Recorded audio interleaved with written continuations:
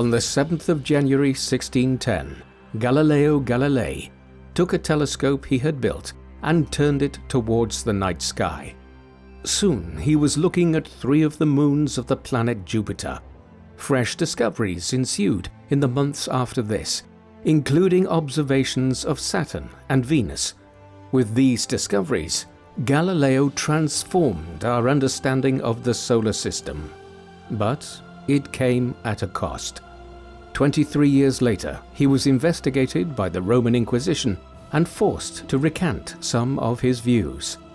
How did this great man go from stargazer to persecuted scientist? This is the story of Galileo and the birth of the scientific revolution.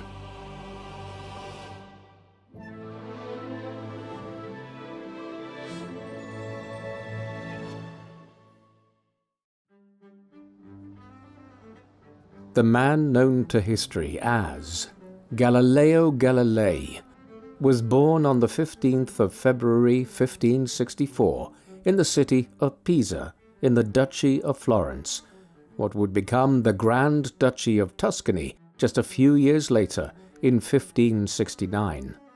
His full name was Galileo di Vincenzo Buonaiuti de Galilei. Galileo's father was Vincenzo Galilei, a lutenist and composer who originally hailed from the village of Santa Maria a Monte, not far from Pisa. He began playing the lute at a young age, and eventually reached the stage where he could make a living from it. He was never a wealthy composer though, and he spent much of his career travelling around Italy as a semi-itinerant player at the courts of the various Italian city-states and duchies, in order to make a substantial enough living. In 1562, he had married Giulia Amanati, the daughter of a merchant whose family were noted scholars and business people in Tuscany. An ancestor, Jacopo Amanati, had, for instance, been a secretary to Pope Pius II, head of the Roman Catholic Church between 1458 and 1464. Hence, Galileo came from intellectually and culturally distinguished families on both sides. His name itself, Galileo, was taken from an ancestor who, in the early 15th century, had been a doctor and politician in Florence in the days of the Republic, when the influence of the Medici banking family over the city was only starting to be established. Galileo was the first of 6 children that Vincenzo and Giulia had. 2 of them died in infancy. The most significant of his sibling relationships was with his younger brother Michelagnolo. Like their father, Michelagnolo would become a lutenist and musician. He also struggled financially and would come to rely on Galileo for money in ways which impacted on Galileo's own life and career. The Galilei family lived in Pisa during Galileo's earliest years. Their family life was shaped by Vincenzo's career and financial struggles, and he was a frequently absent father. While Giulia was pregnant with Galileo, for example, Vincenzo was away from Pisa to engage with Gioseffo Zarlino, an acclaimed musical theorist of the 16th century. On different occasions, he found himself in cities like Venice and Florence. Despite being an accomplished musician, Vincenzo struggled to acquire enough money to allow the family to live in the manner that he wanted to, and they sometimes relied on money from Giulia's father in addition to the substantial dowry which she had brought to the marriage. While his father was away, Galileo began his education in Pisa. In the early 1570s, the family moved to Florence, where Vincenzo had acquired more stable patronage amongst the city's nobles and merchants. Galileo was left behind for a time to complete his early tutoring, meaning that he always retained a close connection to Pisa. From the mid-1570s onwards, his education became more varied, and he spent time in Florence with the rest of his family at the Benedictine Abbey at Vallombrosa, south of Florence. This set the pattern for Galileo's position in the family. He was often away from his younger siblings, and after their father's death in 1591, he took on the role of supporting them financially too. Galileo's life and work cannot be assessed without examining the broader historical and intellectual context in which he was living in early modern Europe. The history of science goes all the way back to ancient times, when skilled scientists, whose names are largely unknown, worked out complicated systems of mathematics and astronomy through observation of the stars in places like Egypt and Babylon. This work was underway during the Bronze Age, between 5,000 and 3,500 years ago. 1,000 years later, there was a fresh explosion of scientific study by natural philosophers and other scientists from the 7th century BC onwards, in places like the city of Miletus, in what is now western Turkey, in Athens in Greece, in Syracuse in Italy, and above all in Alexandria in Egypt, the greatest center of scientific study in the ancient world. Here and elsewhere, great Greek scientists like Euclid, Pythagoras, and Archimedes had worked out much of the fundamental building blocks of subjects like mathematics, geometry, arithmetic, and astronomy. Then came the collapse of the Roman Empire, and much of the wisdom of the ancient world was lost, though Arab scholars in cities like Baghdad, Cairo, and Cordoba, and Greek scholars in Constantinople did much to preserve it, while Western Europe experienced a regression in scientific knowledge. This situation shifted again from around the 12th century onwards, but it was really with the advent of Renaissance humanist scholarship in the 14th century and the rediscovery of the works of the ancient Greeks in places like Italy and Germany that the scientific revolution slowly began in early modern Europe. A fair degree of this was also related to practical circumstances. For instance, rediscovery of geographical knowledge and ways of measuring the world and assessing the scientific elements of it were related to the age of exploration that commenced in the 15th century as navigators from Portugal, Spain, and Italy sought to find new lands by sailing west and south from Europe's Atlantic shores. There is one text above all that defines the commencement of the scientific revolution. In 1543, a Polish scholar by the name of Nicholas Copernicus published De Revolutionibus Orbium Coelestium, meaning On the Revolutions of the Heavenly Spheres. This transformative work of scientific analysis outlined the heliocentric theory of the universe, the idea that everything in the solar system, including the Earth, spins around the Sun. This notion fundamentally challenged the accepted wisdom of all Christian thought, the dogma that because humans were created by God and placed on Earth, Earth, by extension, must be the center of the universe, not the Sun. As we will see, Copernicus's work would be central to Galileo's life and career. With the advent of the heliocentric Copernican revolution, a whole new generation of scientists, or natural philosophers, as they termed themselves in early modern times, emerged in the second half of the 16th century. Figures like Tycho Brahe in Denmark, John Dee in England, and Johannes Kepler in Germany. They began studying astronomy, mathematics, and physics in new ways, and making remarkable new discoveries. Galileo would be amongst this earlier wave of natural philosophers, though it really peaked as the 17th century went on, and the modern fields of biology and chemistry also emerged through the works of figures like William Harvey and Robert Boyle in England, while the Frenchman René Descartes became the greatest articulator of scientific rationalism. Soon the scientific revolution would begin to transform society in practical ways that were major precursors to the Industrial Revolution and the advent of our modern technological society. Owing to his education at the Benedictine Abbey at Vallombrosa and other influences, Galileo gave serious thought in his youth to joining the clergy, a common calling for middle-class Italians during the early modern era. More broadly, his family had close ties to the church. something which is hard to reconcile with his later ideological clashes with the papacy and the Inquisition. It was his rationality and the scientifically minded elements of his personality which instead led him to pursue an academic career. Already by 1580, when he was only 16 years old, he was studying medicine at the University of Pisa. Medicine was not for him.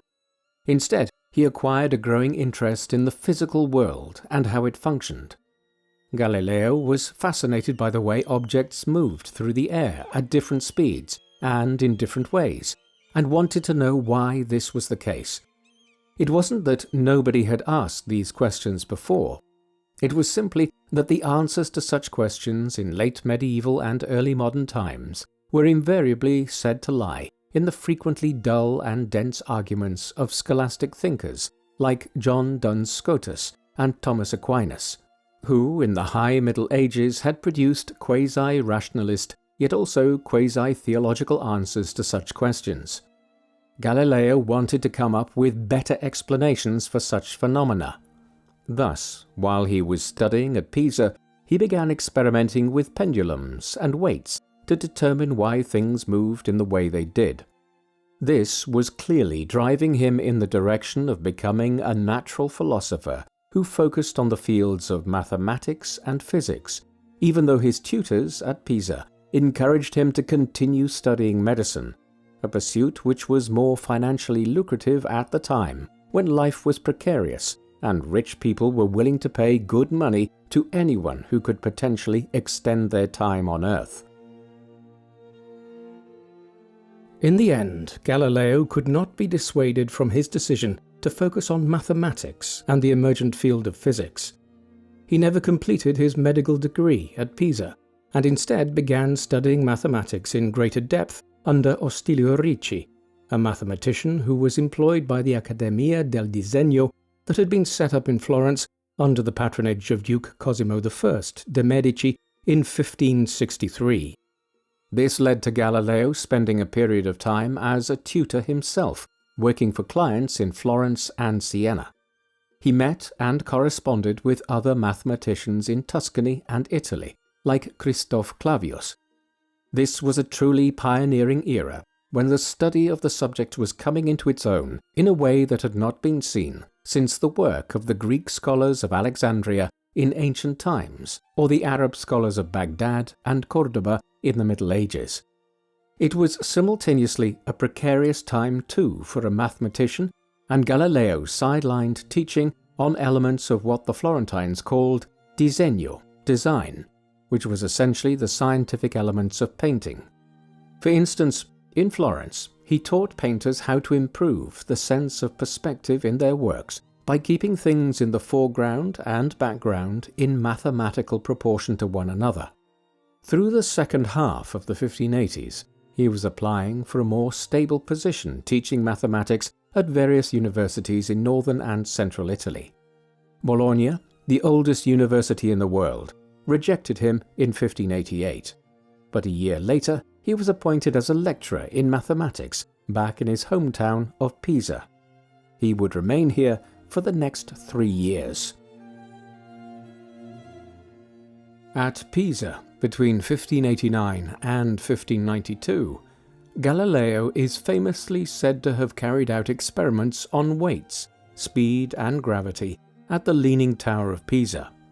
The Leaning Tower is a freestanding bell tower which had first been built in the city in the 12th century and which was completed in the 14th century.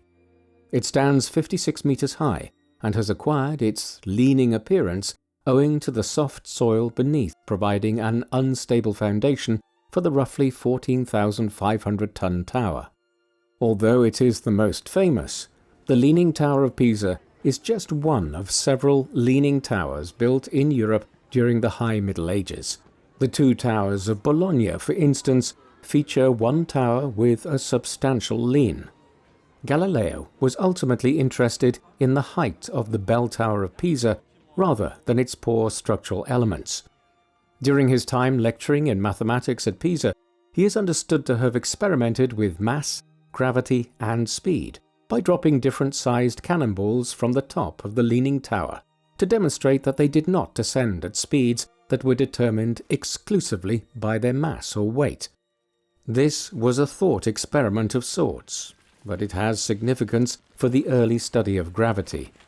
What Galileo was effectively demonstrating was that what mattered when it came to falling objects was gravity, not the weight or mass of an object, although the word gravity itself was not applied in this way at the time. In any event, it is possible that the entire story is spurious. Our main evidence for it comes from a life of Galileo written by one of his students in the middle of the 17th century, and it might well simply be a colourful anecdote that was made up.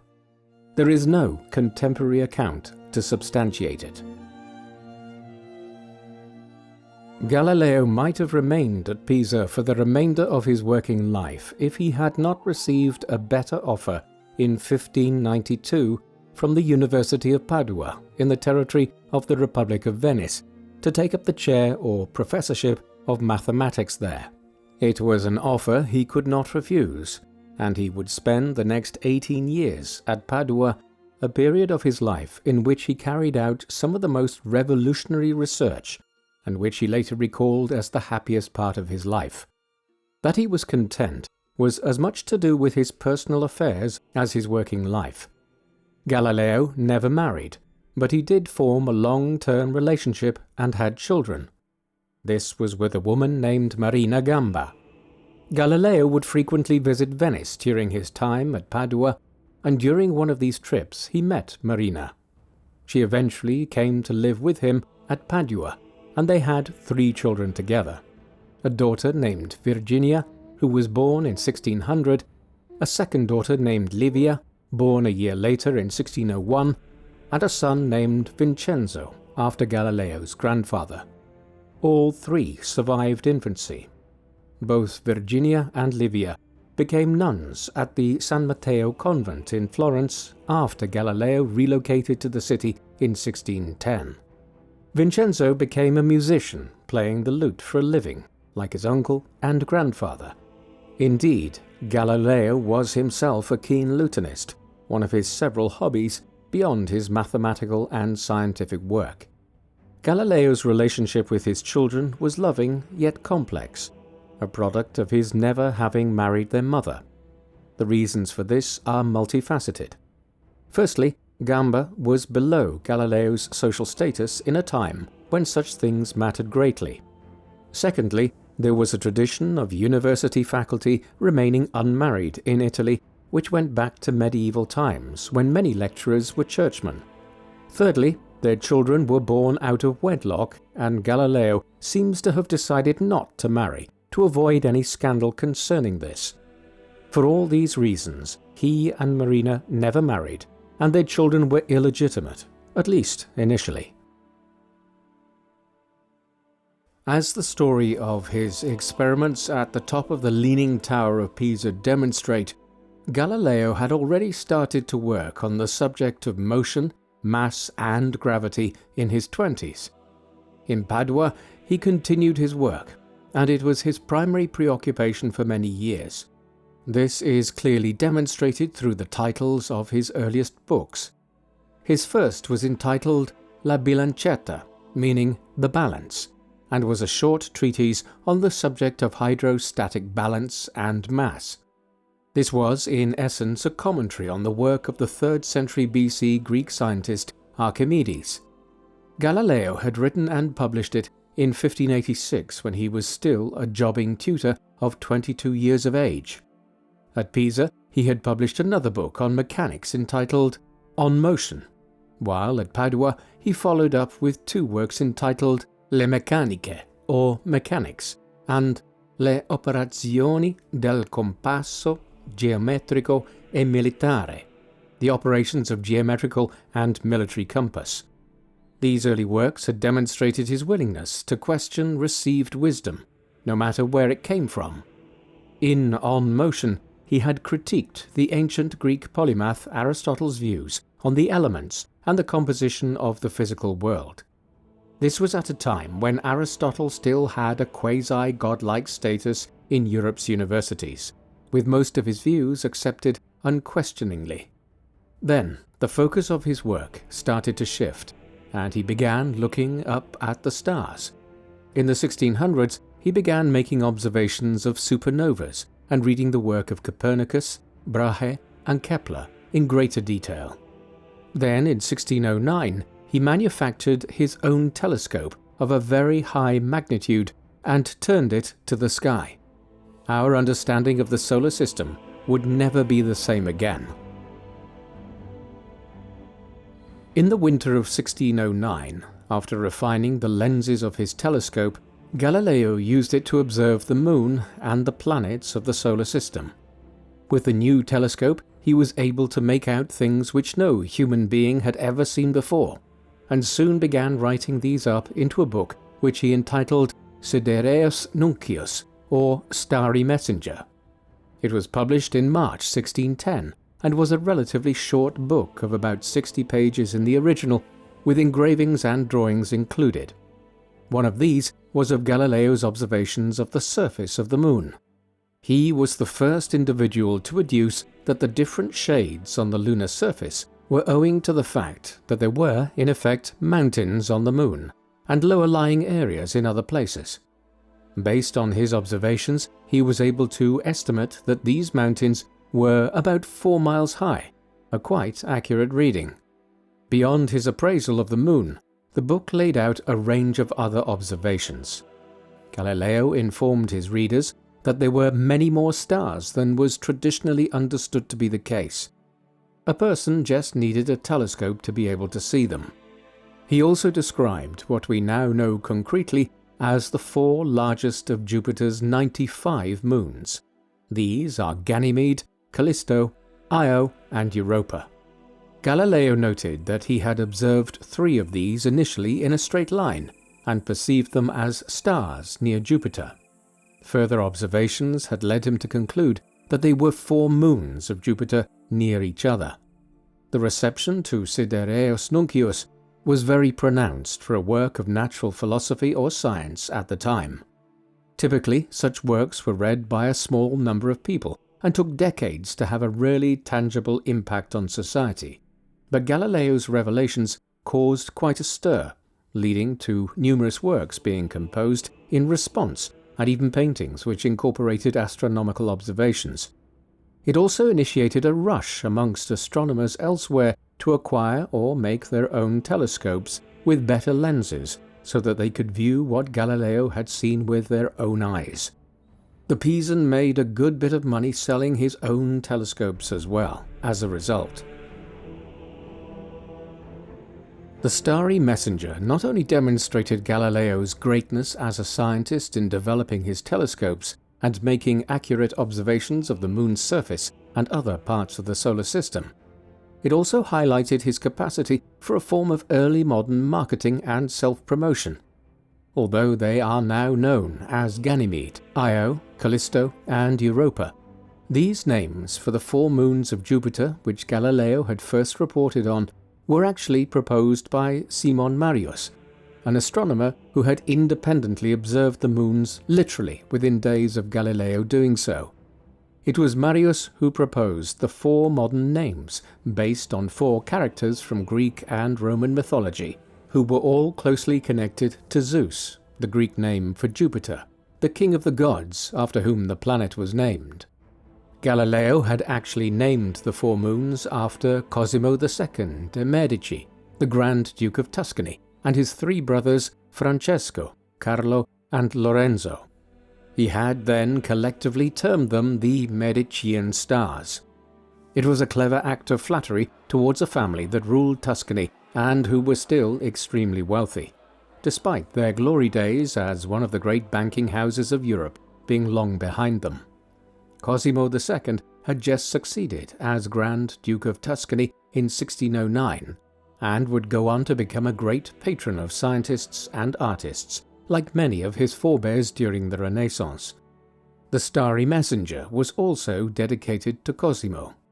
Clearly, Galileo, who retained ties to his native Tuscany, was eyeing a return to Florence, a city he had lived in for some years in his youth, and where he had spent time intermittently as a tutor in later years. The publication of Sidereus Nuncius and Galileo's careful efforts to endear himself to the Medici family back in his native Tuscany quickly reaped dividends. Within months of the appearance of the book, he was appointed as chief mathematician and philosopher to the Grand Duke at the Florentine court. Therefore, after 18 years at the University of Padua, Galileo left to become a leading figure at the Medici court in Florence. Simply put, this was about money, resources, and time. His position at Padua made him a middle-class scholar, but even professorships did not pay particularly well in the early modern era, whereas, as a senior figure at the Medici court, he would have better pay, additional resources with which to carry out his research, and would be freed from the pesky task of having to teach in between carrying out his research. It was an obvious move to make. Nonetheless, it led to considerable family turmoil. Galileo brought his 2 young daughters with him to Florence and soon left them with the San Matteo convent in the city. Marina remained behind in Padua with young Vincenzo. Why is unclear, as Marina's later life is poorly documented. Perhaps she was ill, as we do know that she died 2 years later, in either her early or mid-40s. With her passing, Vincenzo came to join his father in Florence, and Galileo subsequently petitioned the Grand Duke successfully to have Vincenzo legitimized, as though he had been born in wedlock. Father and son would later quarrel over his career choice, with Galileo wishing for Vincenzo to become a lawyer rather than pursue a musical career. They fully reconciled in later years. In 1611, not long after he obtained his new position in Florence, Galileo visited the Collegio Romano in Rome. There he was admitted to the Accademia dei Lincei, an organization of natural philosophers that had been founded in the city in 1603, and which has a claim to being the oldest scientific society in the world, more than half a century older than England's Royal Society. This evinces his growing range of connections with other natural philosophers throughout Italy. It was owing to his correspondence with one such scholar that Galileo's long clash with the Catholic Church and the Roman Inquisition began. The scholar in question was Benedetto Castelli, a former student of Galileo's who held the same position of lecturer in mathematics at the University of Pisa that Galileo had himself once occupied. The pair remained friends and colleagues and would frequently write to one another. One of these letters has become infamous, the so-called Letter to Benedetto Castelli of 1613.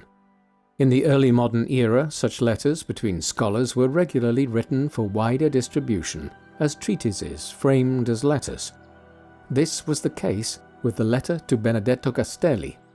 It was not published at the time, but it was copied and widely disseminated in manuscript form. In it, Galileo robustly argued against the idea that biblical scripture could be used as a rational basis for scientific argument. His reason for presenting this argument was clear. Several scholars had published work in response to the Sidereus Nuncius, in which they had questioned how the works of Galileo did not contradict the Bible. In the letter, Galileo wanted to rebut these arguments and stated that the Bible and scientific inquiry should be treated as separate, distinct issues. Faith and reason were not to be considered together. In the process, he had also defended the Copernican theory of the universe, which held that the Earth rotates around the Sun rather than the Earth being the center of the universe. It was this latter issue which would bring him into legal jeopardy before long. The letter to Benedetto Castelli soon became the basis for Galileo's first encounter with the Roman Inquisition. A copy of it was obtained in the winter of 1614 by Niccolò Lorini, a Dominican and lecturer in history at the University of Florence. He then sent it on in the first weeks of 1615 to Cardinal Paolo Emilio Sfondrati, a senior church figure who was involved in running the Congregation of the Index of Prohibited Books that decided on what texts the Catholic Church placed on the Index of Prohibited Books.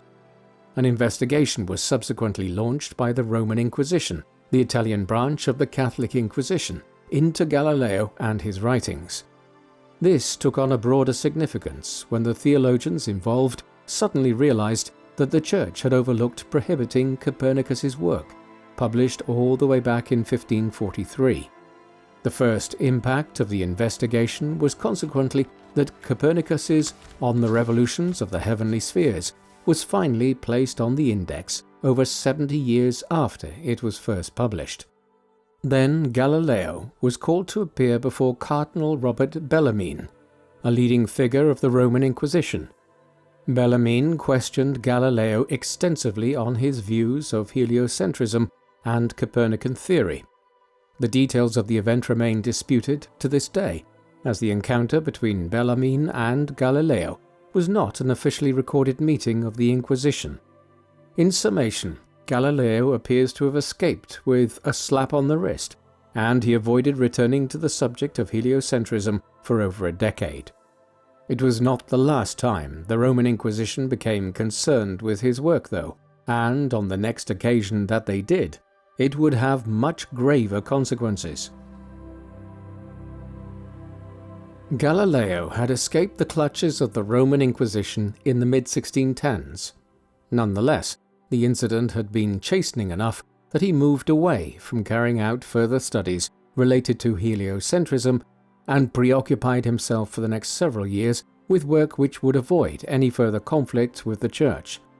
For instance, he concerned himself with the nature of the scientific method and observations of comets, while he was also concerned with sunspots and observations on Earth itself. Still, it must have been an anxious time for him. As the controversy with the Inquisition had been coming to a head in 1616, his latest essay, Discorso sul flusso e il reflusso del mare, translating as A Discourse on the Tides, appeared in print. In it, he had argued that the tides of the sea, which went out and came in as the day started and ended, were intrinsically connected to the Earth's rotation around the Sun. It was an issue he had been pondering since the mid-1590s, and now in 1616 his ideas appeared in print. The timing was unfortunate given the Church controversy, yet he managed to avoid further censure. Beyond this, his argument was flawed in many respects. For instance, Galileo's tidal theory did not take account of how the gravitational pull of the moon impacted on the tides. Still, he had started a conversation on how the tides were connected to the Earth's place in the solar system, another important contribution to science. In 1623, Galileo published a book which is not commented upon much today outside of early modern academic circles, even though it was very important in its time. Il Saggiatore, to give it its Italian title, meaning the Assayer, was concerned with the subject of reasoning, the scientific method, and epistemology, or the theory of knowledge. The book emerged out of an academic debate which Galileo had been engaged in for several years with Father Orazio Grassi, a scholar at the Jesuit College in Rome, over the nature of comets. Grassi had published a work in 1619 in which he argued that a comet, which he had observed the previous year, was a celestial object sent by God to move around the Earth. Galileo had responded quickly by penning a rebuttal entitled Discourse on Comets, which was published under the name of one of his students, Marco Guiducci. The debate continued in the years that followed. By the time Galileo got round to writing The Assayer, he was querying the very nature of scientific reasoning itself. Both he and Grassi could observe a comet in the sky. However, beyond ideological differences based on religion and scientific inquiry, how could any individual be sure of their reasoning in trying to assess the scientific truth of such a phenomenon? This was the question posed in The Assayer. Galileo went on to set out a series of arguments for evaluating occurrences in nature according to scientific and rational principles. Thus the title the Assayer, the name for someone who measures and judges the composition of things. The Assayer is not too well known today for the simple reason that the analysis of the scientific method which it presented was quickly superseded by the work of René Descartes, a French natural philosopher who published his Discourse on the Method and Meditations on First Philosophy in 1637 and 1641 respectively. In these he had expressed the famous phrase, cogito ergo sum, I think, therefore I am, which became the basis for Cartesian rationality and the scientific method for decades to come. The Assayer's influence, though, should not be understated. Descartes had read it by 1629, as evidenced in his correspondence from the time, and therefore Galileo was an influence on the development of modern Cartesian scientific rationality. The Assayer was a brief bright spot in Galileo's publishing record in the 1620s. He was otherwise quite inactive when it came to publishing any work during this period. Clearly he was chastened by his experiences with the Inquisition, and while he continued to carry out research, Galileo refrained from disseminating it for many years, fearing retribution should he do so. He had the support of Duke Cosimo down to his death in 1621, and then of his son and successor, Grand Duke Ferdinando II, a cultured man who reigned for nearly half a century and established the Accademia del Cimento, or Academy of Experimentation, in Florence. Under Medici patronage, Galileo was able to continue his work relatively undisturbed in Florence. But if he published more work along the lines of the Starry Messenger or the Discourse on the Tides, he could be opening himself up to further investigation by the Inquisition. That being said, Galileo did maintain a thriving correspondence with many natural philosophers and scholars around Europe. The Republic of Letters, as this form of letter-focused dissemination of scholarship between the 16th and 18th centuries is termed, was an effective means of spreading a person's ideas and research around Europe. This was especially the case in an age when censorship was heavily enforced in some countries, as printing presses were easy to monitor, unlike, for instance, the modern internet, which basically is impossible to police outside of authoritarian states. Galileo's correspondents were primarily fellow Italians, yet he also wrote to astronomers and natural philosophers further afield. For instance, in France, Nicolas Claude Fabry de Peiresc was a correspondent of Galileo's. He was a polymath who worked in a wide range of fields, including art collecting, history, and geography. He developed an interest in astronomy after Galileo's Starry Messenger was published in 1610. Based on this enduring interest and his correspondence with Galileo, he was inspired to carry out his own research, which resulted in a fundamental re-evaluation of the longitude of Europe and the breadth of the Mediterranean Sea, which geographers believed was around 1,000 kilometers wider than it actually is, until de Peiresc disproved them through observations of lunar eclipses in the mid-1630s. This is just one example of how Galileo continued to shape the development of European science through his correspondence between the mid-1610s and the early 1630s, even while he was not publishing as much as he had in the first half of his adult life. In 1632, Galileo's publishing silence was suddenly shattered with the appearance in print of Dialogo sopra I due massimi sistemi del mondo, which translated from the Italian means Dialogue concerning the two chief world systems. It directly addressed the debate over heliocentrism, with the title explicitly referring to systems of how the world functioned within the solar system.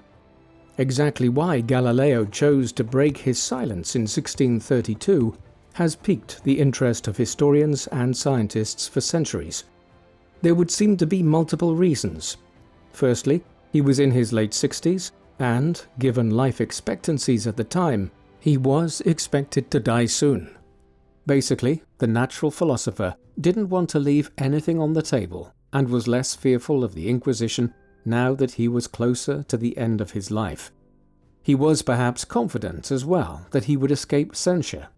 He had the firm backing of Grand Duke Ferdinando II in Tuscany, while Pope Urban VIII, the Bishop of Rome since 1623, had established a reputation for being a very cultured head of the Church and one that was unusually open to theological and scholarly debate, including on Copernican theory. Therefore, Galileo pressed ahead with publishing his new work in 1632.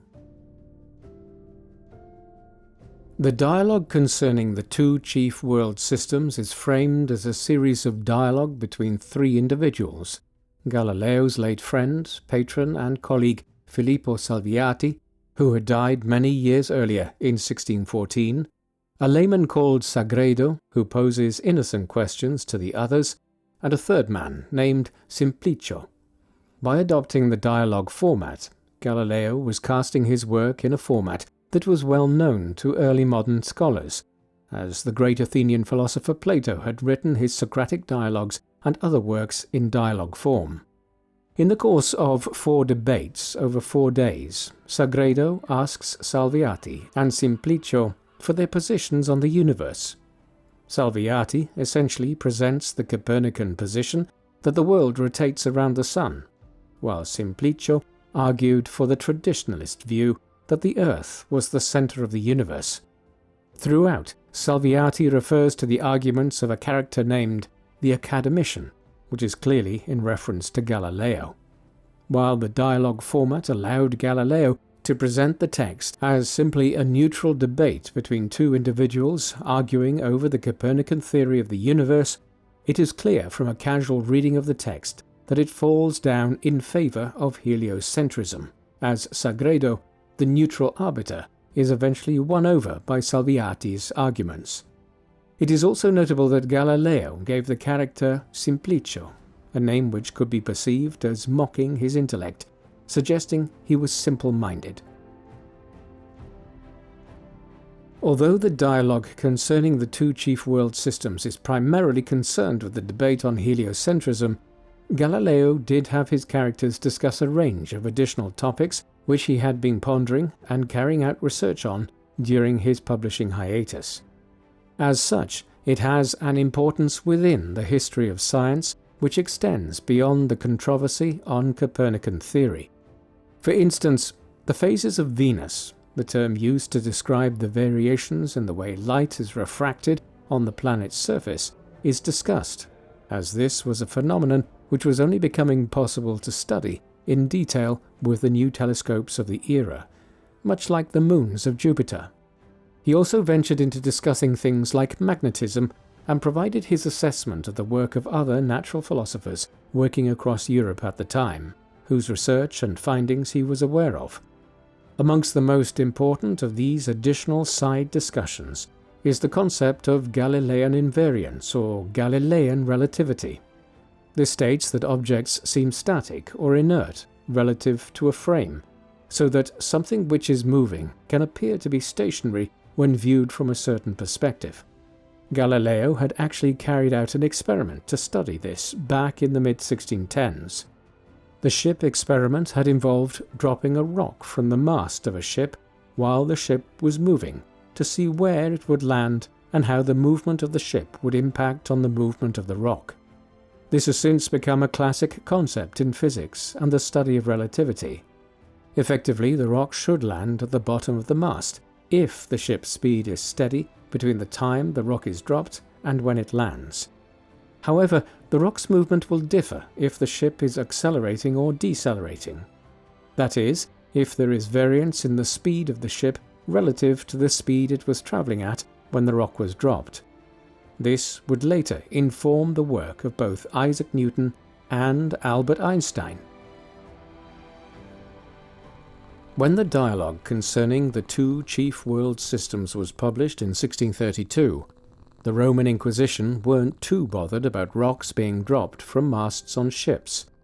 They were, however, very perturbed by the rigorous defense of Copernican theory offered by Galileo in the book, no matter how much he had disguised it. Galileo's belief that Pope Urban would be reluctant to allow him to be prosecuted, or that Grand Duke Ferdinando would be able to protect him in Tuscany, proved unfounded.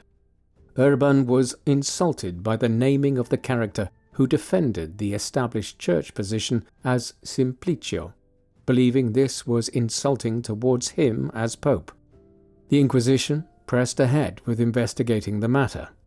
The Galileo affair, as it is termed by historians, theologians, and scientists, was much more serious than the telling off that he had received in 1616 from Cardinal Bellarmine. On this latter occasion, Galileo was officially placed on trial and even threatened with torture in 1633.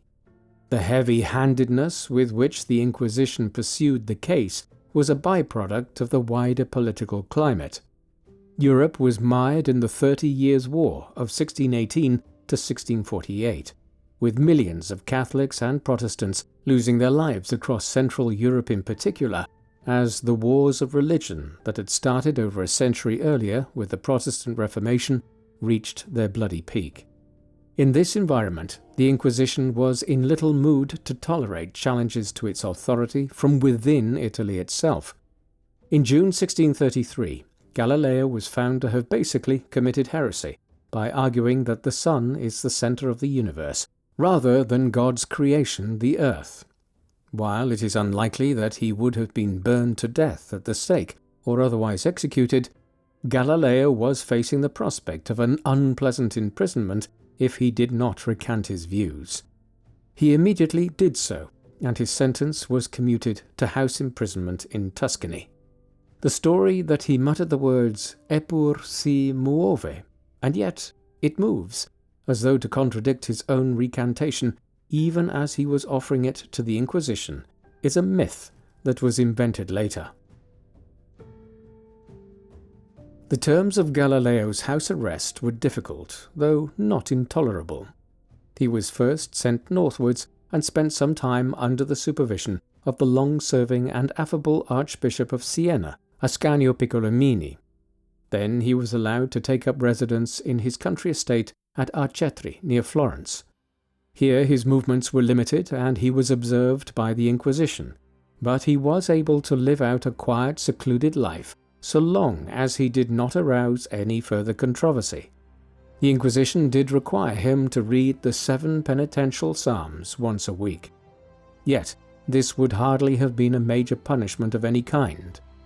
It should be remembered that despite his clash with the Inquisition and his disagreements over Christian dogma concerning Copernican theory, Galileo was a Christian who believed in God. It was very rare in the early modern era for an individual to be an atheist, or libertine as it was referred to at the time. What was much more troubling for him was the collapse of his eyesight. He went blind in 1638. This, combined with other health conditions such as a hernia, meant that he was able to go to Florence, and the conditions of his house arrest were loosened. The provisions of Galileo's house arrest meant that he was allowed to continue his reading and research, at least so far as it was practical, before he went blind, but he was not allowed to publish any work that would in any way conflict with the Church's teachings. He did not obey this rule. At Arcetri, in the years following his confinement and before his sight failed him, he worked on the Discorsi e dimostrazioni matematiche intorno a due nuove scienze, the discourses and mathematical demonstrations relating to 2 new sciences. It was written in a very similar format to the dialogue concerning the 2 chief world systems, with the same characters appearing and debate occurring over 4 days. However, in this instance, Galileo was not concerned with heliocentrism and Copernican theory. Instead, the book offered a summation of many of his views on the physical world and natural philosophy, or science in general. The manner in which the characters interact is different too, with Salviati, Simplicio, and Sagredo now representing Galileo's evolving views during different stages of his life, rather than jostling with each other over heliocentrism. The 2 new sciences mentioned in the title are basically the study of the motion and nature of objects. As such, the discourses represented a return to some of the scientific issues which had held Galileo's attention way back in the early years of his research, before he diverted into astronomy and became embroiled in controversy. It was not easy to publish the book. Galileo entered into correspondence with numerous individuals with a view to it being published in Venice or in France or Germany. Eventually, the manuscript was smuggled north to the Dutch Republic, one of the most liberal states in Europe at the time, and was published at Leiden in 1638. Versions of the book soon found their way south of the Alps. A few dozen even made it to Rome, where, despite the oversight of the Inquisition, they quickly sold out. As news of Galileo's violation of the Inquisition's prohibition on him publishing further work spread throughout Italy in 1639, the Church chose not to act. By then, Galileo was an elderly man in his mid-70s, virtually blind, and suffering from a growing range of health problems.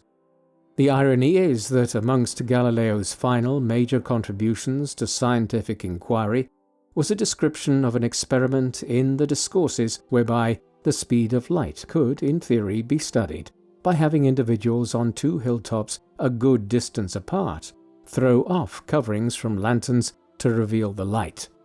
They would then try to estimate how long it took between when the light was uncovered and when the person on the opposite hill could first see it, to estimate the speed of light depending on the distance between the hilltops.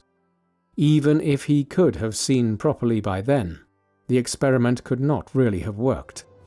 Light simply moves too fast for this to have been successful. It was an interesting coda, though, to arguably the most striking scientific career since Aristotle's time. In his final years, he was nursed by his son Vincenzo, amongst others, who had also helped him build a working model of a pendulum clock in 1637 at Arcetri. The earlier rift between father and son healed. His eldest daughter, Virginia, known in her life as a nun as Sister Maria Celeste, had died in 1634 from dysentery. 124 letters from her to Galileo, written between 1623 and 1633, were discovered amongst his correspondence, shedding light on their warm relationship. Less is known about Galileo's third child, Livia, who lived down to 1659, and whom historians have concluded possibly resented her father for being sent to the cloister at San Matteo from a young age. Galileo's health continued to decline in the late 1630s and into the early 1640s. By now, the terms of his house imprisonment in Florence and Arcetri were very mild, and he was frequently visited by admirers and former colleagues. He died after suffering from a range of different ailments at Arcetri on the 8th of January 1642 at 77 years of age. Grand Duke Ferdinando de' Medici proposed to have Galileo buried in the main chamber of the Basilica of Santa Croce in Florence. However, owing to his having been found guilty on suspicion of heresy and his extended encounters with the Inquisition and the Congregation of the Index of Prohibited Books, Pope Urban, who was still Bishop of Rome nearly 2 decades after taking over as head of the Catholic Church, blocked the proposal. He was instead buried in a remote corridor of the basilica. It was only in 1737 that a monument was completed in the main body of the basilica, and Galileo's remains were removed there nearly a century after his death. The later stages of Galileo's life might have been difficult, and his books were heavily censored in places like Italy and Spain, where the Inquisition's influence was strong. But ultimately, his legacy was immense. Many of his earlier books had been written in Latin, which remained the universal language of scholarship in Europe in the early 17th century.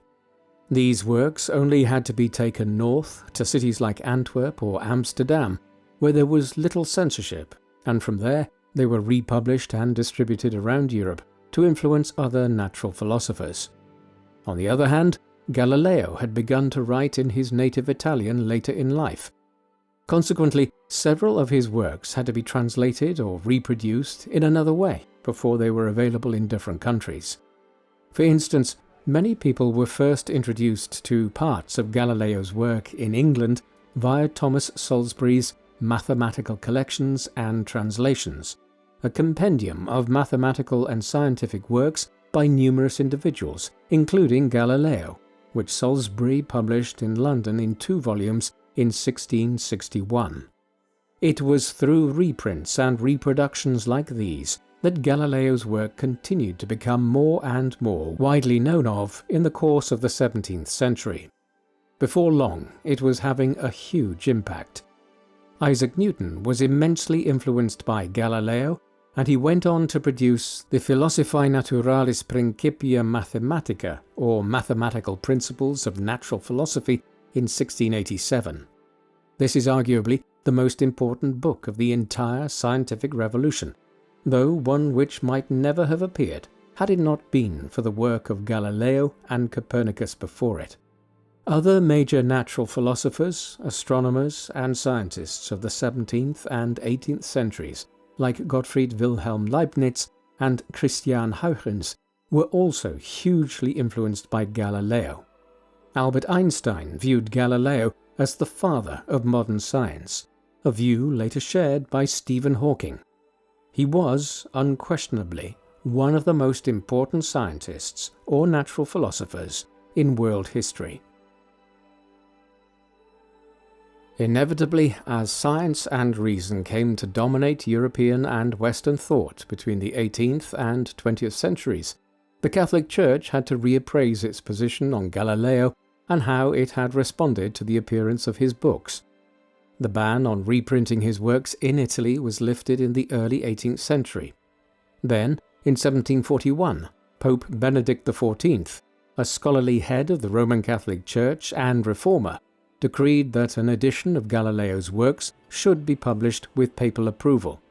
He did not issue a formal apology, nor was this the kind of thing that was done in the 18th century. But authorizing such a publication was tantamount to an admission that the Church's approach to Galileo's work had been wrong. There continued to be a loosening of the approach to the scientist's work in the late 18th and 19th centuries as the Roman Inquisition was dissolved and the index of prohibited books was gradually reduced and then entirely dispensed with in the 20th century. The opposition to the very theory of heliocentrism was also dropped.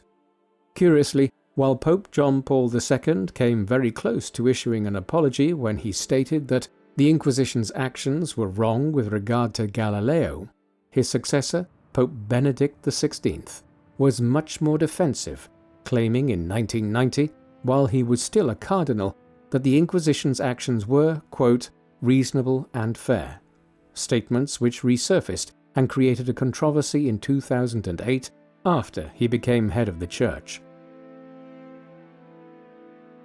Galileo Galilei was unquestionably one of the most important individuals in the history of science. Born in Pisa in 1564, he lived a relatively nomadic life on account of his upbringing and his later career. His youth was spent in Pisa before relocating to Florence. He subsequently returned to Pisa to study medicine, but while there he became much more interested in mathematics and physics. An itinerant period as a tutor and natural philosopher followed around Tuscany before he obtained a position as a lecturer in mathematics at Pisa in 1589. 3 years later he headed for Padua, where he would spend the next 18 years. It was here that he carried out his most groundbreaking work on motion, gravity, and astronomy. He will forever be known for his discovery of several of the moons of Jupiter with scientific instruments that he designed and built himself. This work resulted in his first great book, The Starry Messenger. Its appearance also led to his return to Florence after a careful bit of self-promotion that endeared him to Grand Duke Cosimo II of Tuscany. Over the next quarter of a century, he produced further work of a very substantial character on a wide range of topics, from the discussion of the scientific method in the Essaya to things such as Galilean invariance and the speed of light. Throughout, Galileo redefined the very concept of science and the range of subjects which Europe's natural philosophers needed to apply themselves to. And yet, it came at a price. After first being investigated over his controversial views on heliocentrism and Copernican theory in the mid-1610s, Galileo was re-investigated by the Roman Inquisition following the publication of the Dialogue Concerning the Two Chief World Systems in 1632. This time he was found guilty of suspicion of heresy and forced to recant his views. Even when he did so, he was placed under house arrest for the remainder of his life, though he spent his later years continuing to write a new book which was smuggled out of Italy and published in Northern Europe. He died at the start of 1642 after transforming the study of science.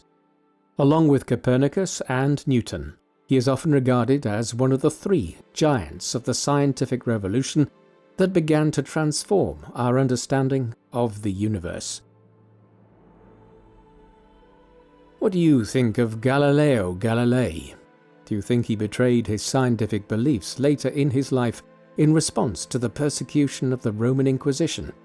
Or were his actions in recanting a practical response to the situation he found himself in?